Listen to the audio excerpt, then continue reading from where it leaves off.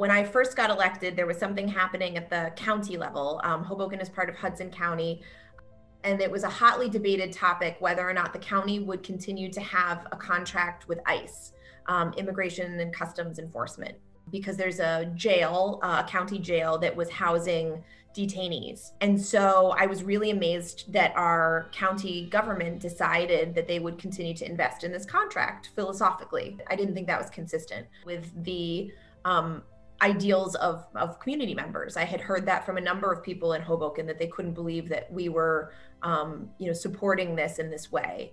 And I went to this meeting and I spoke out, and I found out the next day that after I spoke, the mayor that I ran with, who was then elected, is a gentleman, Mayor Ravi Bala, and he received, his staff received a call from somebody from the county who called and said, "Why did you send your girl here?"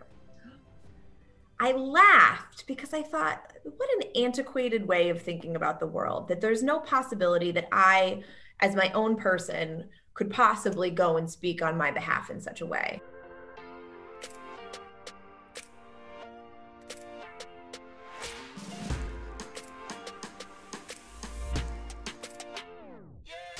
This is Mind the Ceiling, the show about trailblazing women who are shattering boundaries. These are the candid conversations that dig into what the journey to finding purpose and climbing to the top of industries is like. All of the victories, hurdles, bumps and bruises, and celebrations along the way, and the tools you can use to be the next ceiling breaker.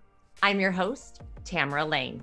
My guest today is Emily Jabbour, who has been a dedicated civil servant at the U.S. Department of Health and Human Services in the Administration for Children and Families.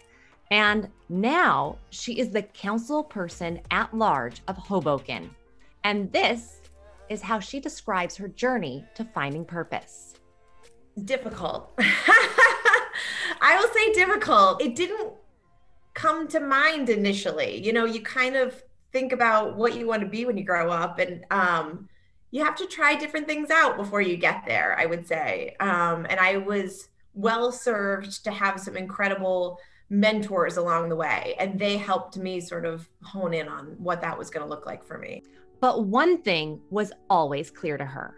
I wanted to be someone that could work in spaces to assist vulnerable populations, to work on issues that I cared about in terms of caring for greater good.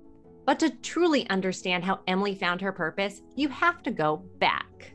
I left social work school and started working for the Administration for Children and Families, which is a federal agency. Nope, further back. I went to social work school for graduate school and had certainly a sense of wanting to do good in the community. Even further. So I grew up in Wellesley, Massachusetts, which is very much a college town, though at the time growing up there, I never thought of it that way, and had an incredible school system. And if you asked my parents, the reason that they settled there, because neither of them grew up in Massachusetts or had a connection necessarily, but they wanted to make sure that they were setting up their family to have the best possible education for their kids. And school was definitely a place where she started exploring every opportunity she could. I was definitely a bit of a jack of all trades, in the sense that I wasn't sure what I was best at necessarily. I wasn't sure what I was most passionate about yet. So I kind of had a full plate, going from, sports cross-country practice to Key Club meeting to a babysitting job to, dance practice for the theater, for the art, like drama club production. I kind of bounced around a little bit. I had a lot going on, but thrived in that sort of setting. I always have thrived in spaces where you have to move from one thing to the next. It's just demanding. There's a lot going on. That's when I'm at my best self and most productive self. And I think the thing that I ultimately continued to find the most meaningful was my work doing community service. And for me in high school in Massachusetts, that was something called the Key Club. So how would you describe yourself as a student? I was pretty studious. I enjoyed the positive reinforcement of doing well in school. I connected with my teachers, was great friends with my classmates. School was just a place I really loved. I loved being there. By my senior year, I did a psychology course and I loved it. I was very interested in psych. And that led me to become a psych major in college. I just thought it was fascinating to think about how it is that people think. Why do they think the things they think? An experience will have me come out sort of one way, but it would turn, somebody else into a different direction. Why did I tick the way I ticked? I want to talk about your passion for psychology. Did that interest that you had, did it, like looking back, do you think, oh my gosh, that really has shaped my career? In a lot of ways, yes. There were things I was trying to figure out about the world as a kid. I had probably sort of, not like a cookie cutter family experience. My mother, when I was growing up, was challenged with mental illness, and so in that sort of sense of trying to figure out why it is that I was working the way I worked while dealing with challenges at home. I just kind of wanted to understand like why it is people kind of turn out the way they do. And so that definitely took me into that path into college as I was looking at psychology and focusing on that coursework, just to learn about like the resiliency of people and what it is that creates a certain reaction to a set of circumstances. But back to high school, psychology broadened the scope of what public service looked like to Emily, not just seeing circumstances, but the people behind challenges. And she began thinking, how do you find ways to support them? It's sort of always the sense of like paying it forward. Like I feel like I came through some really challenging things, and how do I then kind of turn around and use both like the education I've had from a psychological perspective, but also then the experience I have as being somebody who's now an elected official, to sort of pool the resources for the sake of helping that one person at a time to kind of come through something. Well, you just mentioned something I want to talk about, because we all face challenges at different points in time. And back in high school, the challenges that we face are completely different, but have, similarities to the rest of our lives, right? Were there any challenges in high school that you faced, and how did you deal with them? Sure. High school is just, it was such a challenging time in the sense that you're trying to figure yourself out and kind of come into your best self, but you also don't want to stick out too far, because that's like attention that you don't want. You want the attention of doing well and succeeding, and whether that's getting an A on a paper or doing really well at a cross country race, like, you want to do well in those senses, but like you don't want to be like too much the center of attention.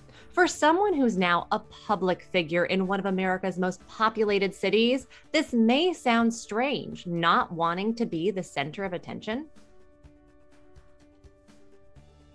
It's funny, in thinking about sort of what I was, in high school, what I came through, I used to always straighten my hair because I was really concerned that my curly hair was like too big, and like, was very focused on like how people perceived me from an appearance standpoint. And so I would straighten my hair just to like try and fit in better, because I had this sense of like, oh, well, curly hair is different. You didn't want to be different in that sense, right? You wanted to figure out what was sort of, just like everybody else. And so I think that was always something that you sort of struggle with is you don't want to, you kind of want to balance those two things. It's so funny because you mentioned your hair, and all I could think of is I've tried to curl my hair yes. decades, right? Like, and I always wanted curly hair. The grass is always greener. It is funny. Well, looking back, and thinking about those challenges, is there anything that you wish you knew? I wish I had more confidence that the things that I was doing, I had really close connections with my close friends, and their families, because it was, they were my support system, for things that were challenging in my personal life and my family life. I knew that I could have safety with, a friend's home. And I don't think I understood at the time how well that would serve me, this process of kind of building a network for myself. And that concept of building networks really stuck with her. Building champions, building communities around you. Yeah, that's my thing. That's spot on with what I think about, I wish I knew that growing up. And then especially in my 20s, as you're going out and building up your network, like I wish that I fostered that a lot more. So it's just such an important thing. And we'll dig in more on how building a network can help you on your journey to finding purpose. But first, how Emily's first job taught her patience and an appreciation for frontline workers. I think the day I turned like 10 years old, I went through the school directory, because back then you had a hard copy directory, and I figured out who lived in my neighborhood, and I went through and I wrote little pieces of paper and I said, my name is Emily and I want to babysit for your children. Here's my phone number. And then when I turned 14, the day I turned 14, I marched down to City Hall and I got myself a work permit and I started working at the local grocery store because, in my house, like, you don't just get money to go to the movies. You have to earn money to go to the movies. I have such an appreciation. I mean, and now, especially with COVID, by God, like grocery store employees are so essential to the universe of how we all function day to day. And I think sometimes it's easy to take for granted the fact that, people working in those spaces are really being exposed during a pandemic in the front lines in the way that you think of a medical worker. It gives me good perspective. And, it taught me very practical things. I had literally a time card. I had to come in and show up on time and punch my card, because if I was late, they would know, and got my 15-minute break. You sort of learn about what it is to have the responsibility of being a professional in an office setting. You don't think about writing a resume necessarily when you're in high school. You're just trying to have kind of a well-rounded set of experiences. But when I look back on it, I think, I did a pretty good job of sort of making sure I had a lot of different unique things going on that made me the person that I am. And then I started working in restaurants. And let me tell you, now that is a job. Everyone should be a waiter or a waitress or, a server in some capacity during their life, because talk about life experiences that will serve you well. Learning to wait tables is formative. And so we talked about your first job and the effect that it had on you. And you mentioned that psychology was really important to you, and that's what drove you when you went to college. Did you go straight to college? I did. I went to Boston College, which was just 10 minutes up the road from where I grew up, which is kind of funny. I thought for sure I would get the heck out of there and try and, kind of create a new persona for myself in college somehow. But I fell into a really lovely group of women in college, and just came to have this group of roommates. By our senior year, there were 12 of us who were living together, and just loved being in college with them. For Emily, college became a place to explore what really excited her. I ran for student government. I got involved in some of the service organizations, just very social too, just kind of getting to meet people and hang out, because it was this whole new world of of freedom in a lot of ways. I was still working in restaurants and at the same time also, so I had a part-time job to help pay for any of my, costs associated with school. So I kind of was juggling a lot of those things, but really came into, I think, more of a focus on community service. And there was a particular program at Boston College called Pulse, which was a service learning course. So I was actually connected with a domestic violence program in Boston as my placement for this course. The concept of it was a philosophy and theology course that would reflect upon your experiences serving. It's funny because I'm noticing a trend, right? As you're talking, and it's coming through. And I'm seeing that this purpose was kind of inside of you, and you just kind of kept following your intuition and seemed to be leading you towards this path. Mm-hmm. I'm curious if there was any thought process or anything that you did, any advice that you got that helped you make decisions in college, what classes you were going to take, or how do you think through these processes? Mm-hmm. I was always convinced that the best way to come to a good decision was to ask as many people as possible what they thought. I was a big believer in, talking through things that you were working on and trying to, outwardly seek advice. But even though Emily had begun to hone in on what she wanted to do, she had a real crisis. How was a psych degree going to take her to where she wanted to be? By the time it came to graduation and figuring out, what do you do with a psych degree when you graduate? That's not really a clear path. This particular professor was the one who said to me, given your interests and what I know about you, have you ever thought about social work school? And I thought, social work school? Well, I don't want to be a therapist though. I want to have greater purpose. I want to think about social policy, and I want to think about, how to help sort of at the macro level. I don't want to work with people one-on-one and sort of continue to face the same issue over and over again. And she was the one who pointed out to me that social work actually had a whole facet that was policy oriented, and introduced me to the program that then I applied for and went to. I applied to Columbia's School of Social Work because they had a policy track. I actually ended up deferring for a year because I thought it wise to give myself a little bit of a break.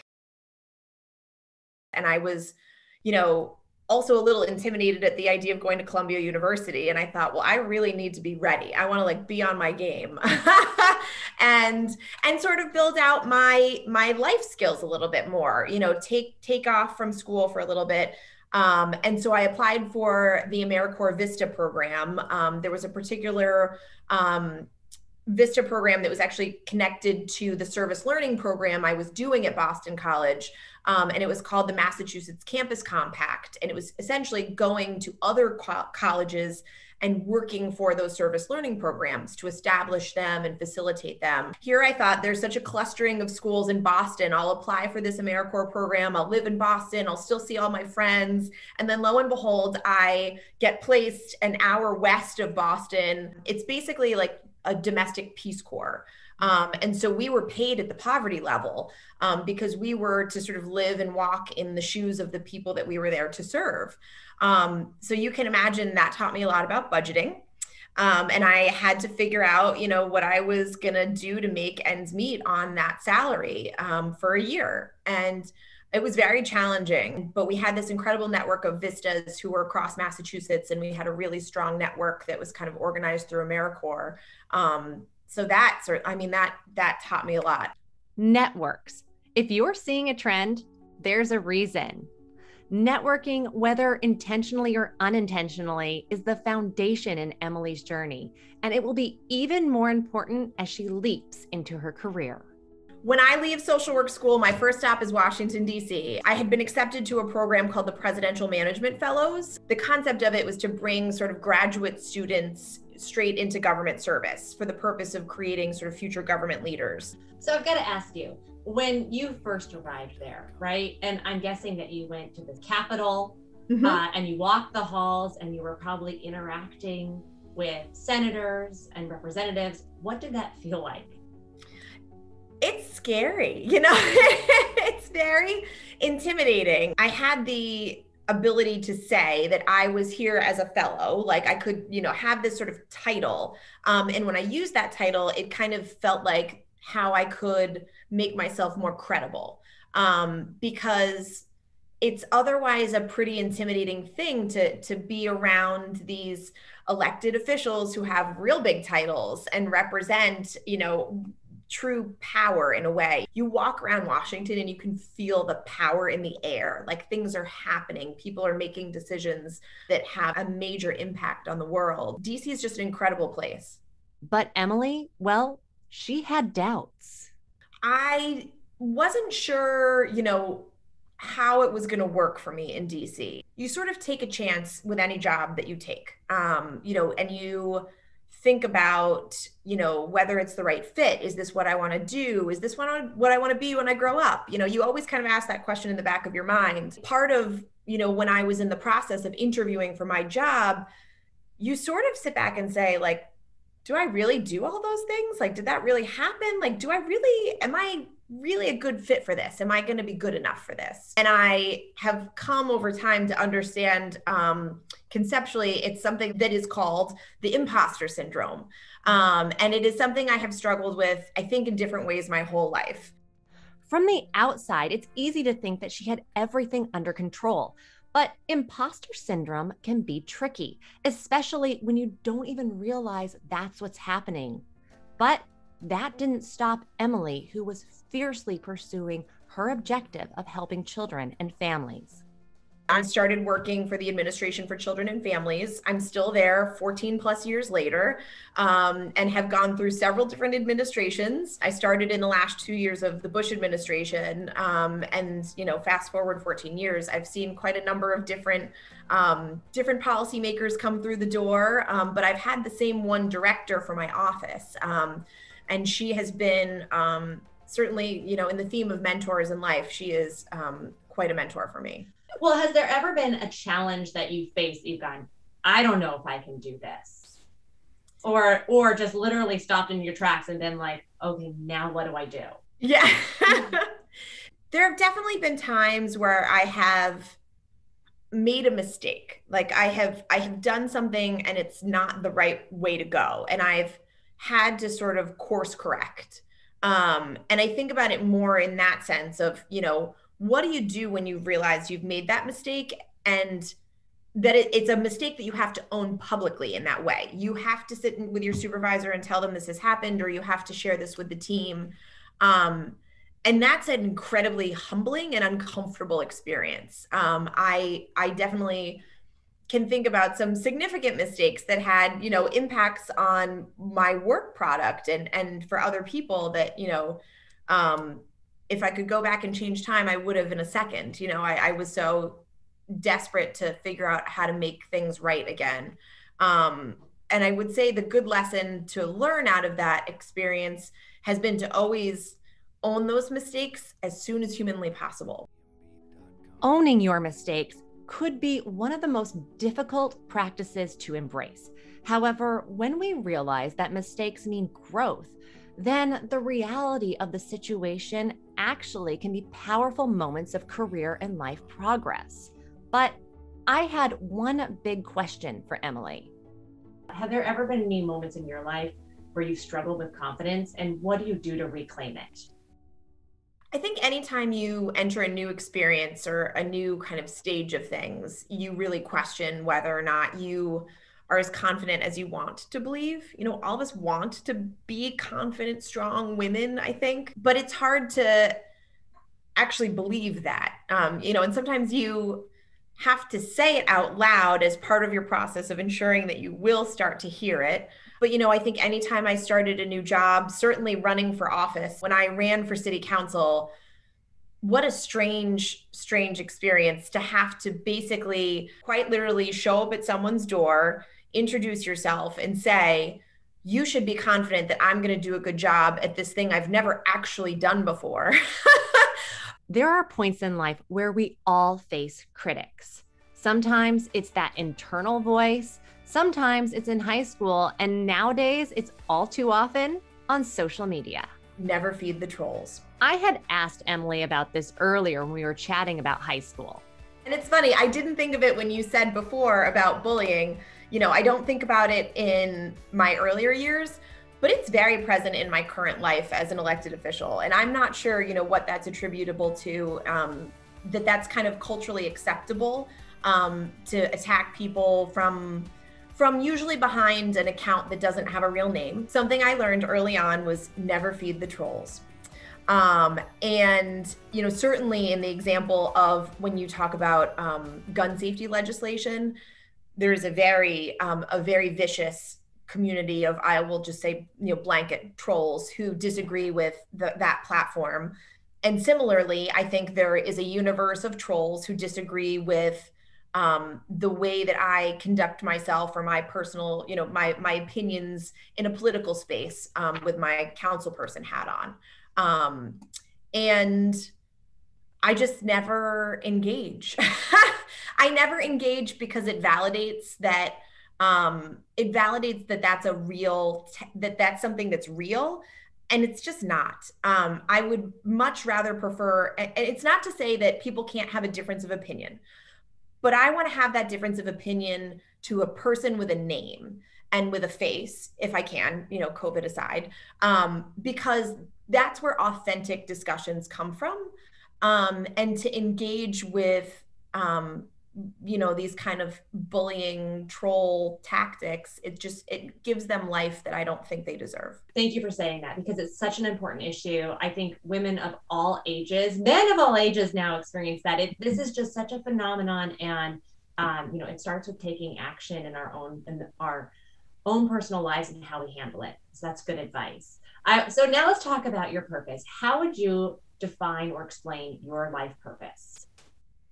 So I think that my greatest purpose at the moment is certainly being a mom to two daughters who I want to be strong, independent women in their own journey to figuring out their purpose, because their existence gives me purpose in a greater way. And I take very seriously, the idea of how they as women come to be. That's, to the point of all of your, this conversation, it is hard to figure out a way through the world sometimes, as a woman doing so. So they are my greatest purpose, I will say.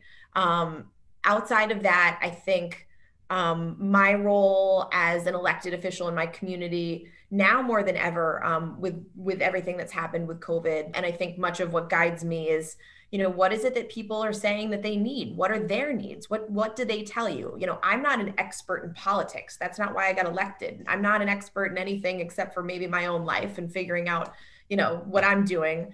But I won't tell anybody else what they need. I want to know what they think. And so whether that's a stop sign at an intersection, whether that's access to, financial benefits because their small business is going to go under, those are the things, the spectrum of things that I have to care about. And that's a tall order. It's a tall order given the complexities certainly of an urban community like Hoboken, but I love it because I love connecting with people. And if I have done one thing that makes somebody else's life easier today, or connected them to that one other person who can help them move forward in something, that's a success to me. And so before you ran for council, did you have an aha moment? I did. It was the last presidential, not the most recent, but the previous presidential election. I had this moment of realizing, I remember taking my oldest daughter with me to the poll and voting for Hillary Clinton for president. And I thought, this is it. Like, a woman is going to become president. And this is momentous. We took the picture. Here's us, voting for our first woman president. And it didn't, history didn't go that way. And I remember having the thought that Donald Trump at the time didn't really seem to have had a strong plan to become president. It was as if in my mind, he woke up one day and decided, I'm going to run for president today. And then lo and behold, he gets elected. And it's an interesting psychological concept there too, where there's been work that looks at why it is that men take chances at a greater rate than women. And oftentimes it's because women feel the need to be 100% ready and 100% the right fit to take on something that's a new challenge or kind of a leap of faith in that way. And that men often, I'm 60% sure I could do that, maybe 50-50, let's give it a go. And they have this much more a braver sense of going into unknown things. And I remember sitting there and saying to my friend, if Donald Trump gets to be president, then I'm certainly running for elected office because I am a much more prepared candidate than he is. And surely somebody must agree with me. And it just sort of, it was the thing that put me over the edge in some way.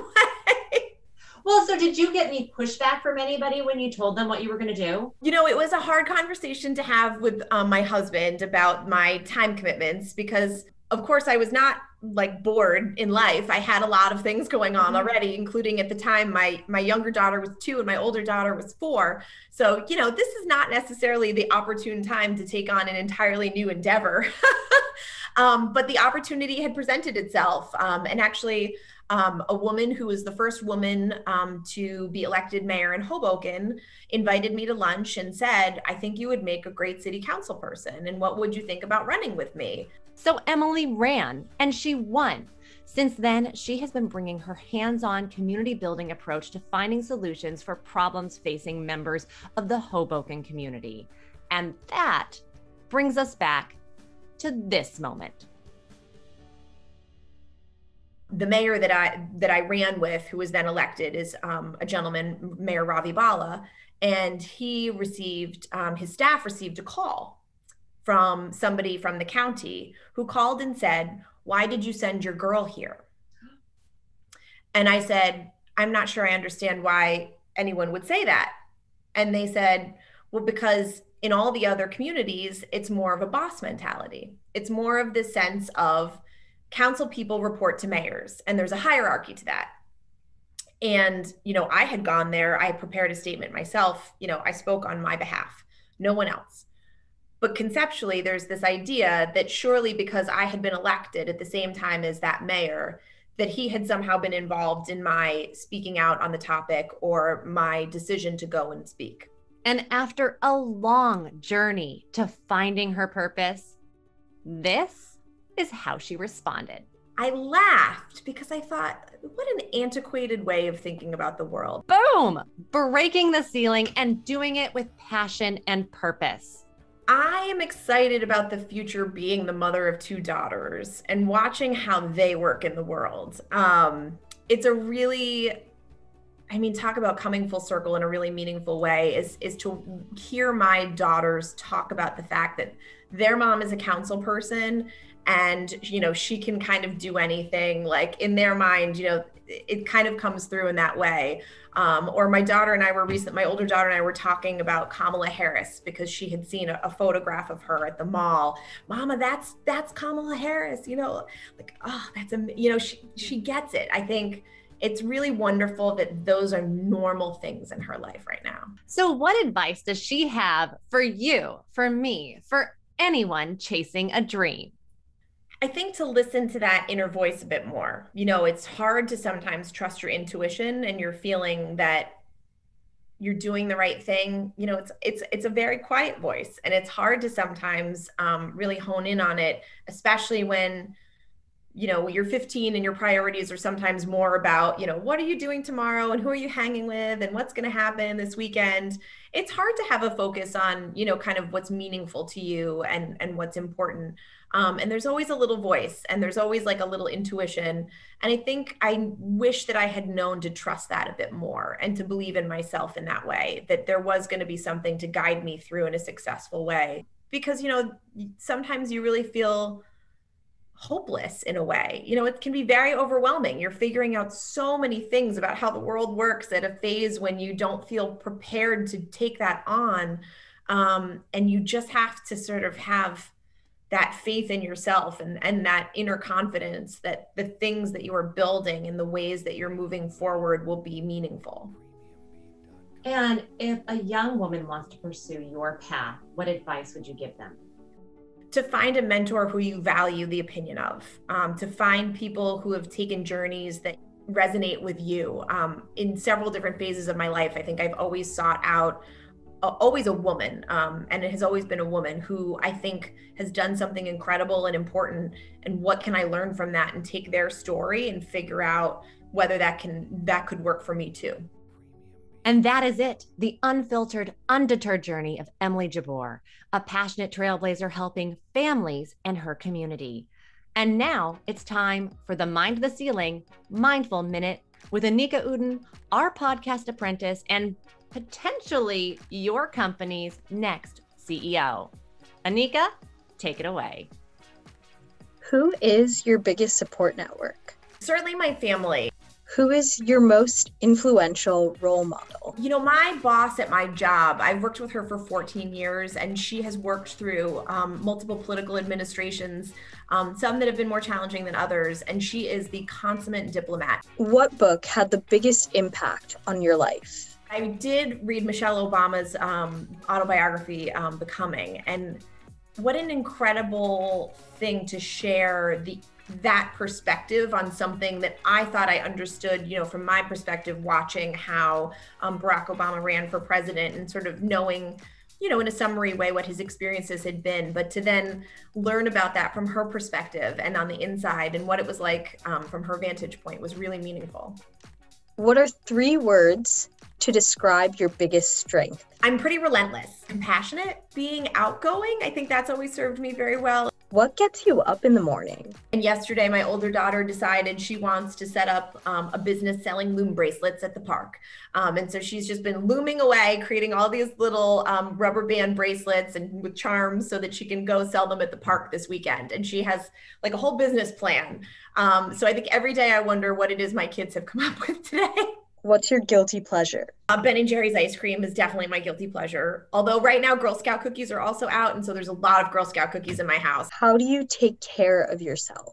I am a dedicated workout person. If you could have any superpower in the world, what would it be and why?